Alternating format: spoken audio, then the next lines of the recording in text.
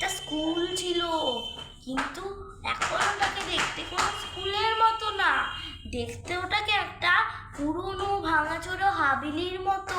কিন্তু 5 বছর আগে ওখানে অনেকগুলো বাচ্চা, অনেক স্টুডেন্ট, মিনিমাম 10-12টা স্টুডেন্ট ছিল তো, আর টিচারও ছিল, অনেকগুলো পড়া করছিল। সেই সময়ে আগুন লেগে গেছিল, আর কেউ জানতো না তখন আগুন লেগেছিল। তারপর পুরো স্কুল দাউ দাউ করে জ্বলে গেছিল, আর সবাই মারা গেছিল। কথায় আছে রাত 12টার পর ওই স্কুল চালু হয়। ওই স্কুল নাকি পুরো আবার নতুন হয়ে যায়। যখন 12টা বাজে তখনই টং করে একটা আওয়াজ হয়, পুরো গ্রাম সেটা শুনতে পারে। আর স্কুলটা পুরো সুন্দর চকমকে নতুন স্কুল হয়ে যায়। আর ওখানে নাকি আত্মারাও থাকে, ওই স্টুডেন্টগুলোর আত্মা যারা মারা গেছিল। তবে একদিন একটা মেয়ে শহর থেকে এসেছিল, মেয়েটার নাম ছিল রুবি।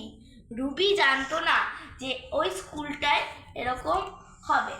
ও অনেক খাবার টাবার নিয়ে এসেছিল, মোমবাতি নিয়ে এসেছিল। তারপর ও স্কুলে ঢুকলো যে এখানে একদিন থেকে যাই, এই পুরোনো হাবিলিটা একদিন থেকে যাই, তারপর আবার এখানে কোনো বাড়ি ভাড়া নিয়ে নেব। আর ওই হাবিলিটায় ও যেই পা রাখলো, একটা ধমকা হাওয়া ওর কানের সামনে দিয়ে গেল, আর কেউ যেন ওকে বললো, তুমি ফেসে গেলে,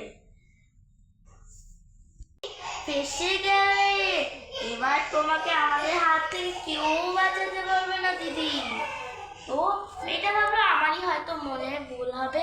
তারপর ও যেই ঢুকেছে, ঢুকেই দেখে ওখানে অনেক সুন্দর করে ভেতরটা, আর ঘড়িতে 12টা বেজে গেছে। ও জানে না ঘড়িতে 12টা বেজেছে। টং করে একটা আওয়াজ হলো, হঠাৎ করে পুরো গ্রাম কেঁপে উঠলো, এত জোরে একটা আওয়াজ হয়েছে। তারপর একটা রুমে ঢুকলো, দেখলো রুমটা বেঞ্চি আছে খালি, আর নেই কোনো শোয়ার জায়গা।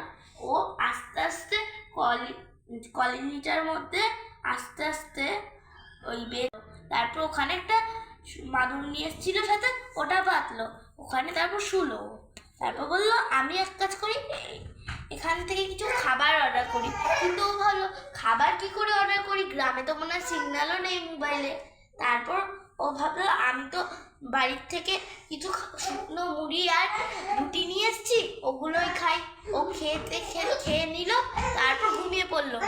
ঠিক 3টের সময় ওর চোখগুলো খুললো।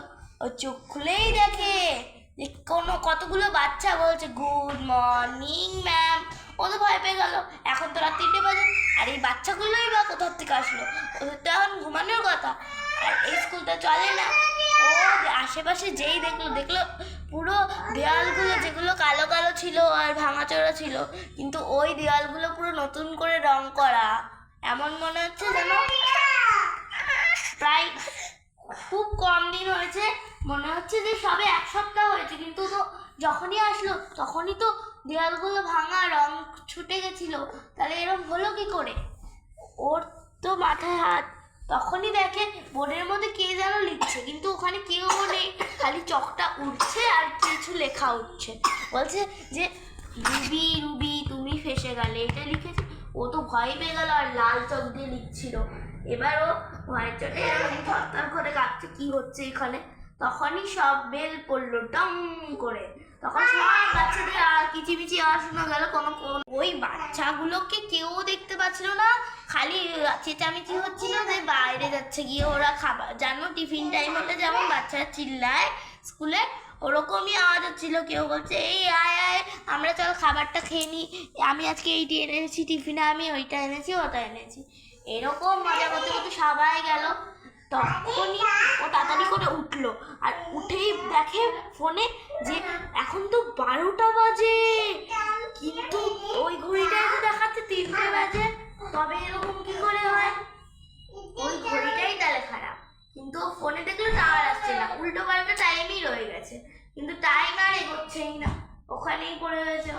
ও উঠে সঙ্গে সঙ্গে স্কুল থেকে পালাতে গেছে, কিন্তু স্কুলের যে মেইন গেটটা ওটাই বন্ধ হয়ে গেল। তাই না? হ্যাঁ তাই না? হ্যাঁ। তারপর ও তো হতভম্ব হয়ে গেছে। ওখানে একটা সিকিউরিটি গার্ড বসে রয়েছে আর বলছে তুমি আর যাবে না বাড়িতে। তুমি আর বাড়িতে যেতে পারবে না, তুমি আর বাড়িতে যেতে পারবে না। তারপরে ও ভয় পেয়ে গেল।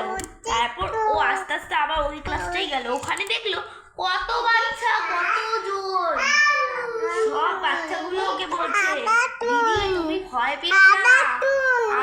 তারপর ওরা সব বাচ্চাগুলো বললো দিদি দিদি তুমি ভয় পেও না, আমরা তোমাকে কোনো ক্ষতি করবো না, আমরা তো সামান্য বাচ্চা, আমরা কি করতে পারি বলো তুমি। আমরা একটা আত্মা, আমাদের স্কুলে একবার আমরা যখন পড়া করছিলাম তখনই আগুন লেগে গেছিল, কিন্তু আমরা সবাই পুড়ে মারা যাই আর কোনো ফায়ার ব্রিগেড আসলো না, আমাদেরকে বাঁচাতে কেউ আসেনি, আর আমরা জলে পুড়ে চিল্লাতে চিল্লাতে মারা গেছিলাম। কিন্তু আগুনটা কে লাগিয়েছিল জানো? আমাদের স্কুলের প্রিন্সিপাল।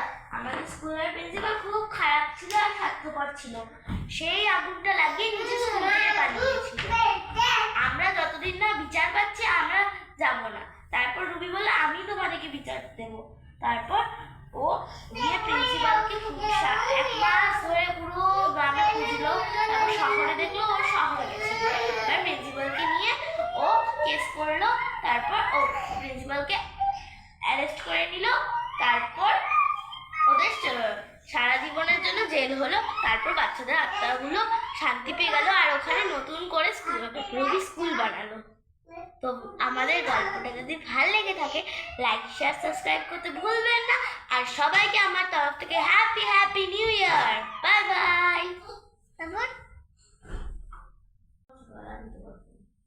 ভালো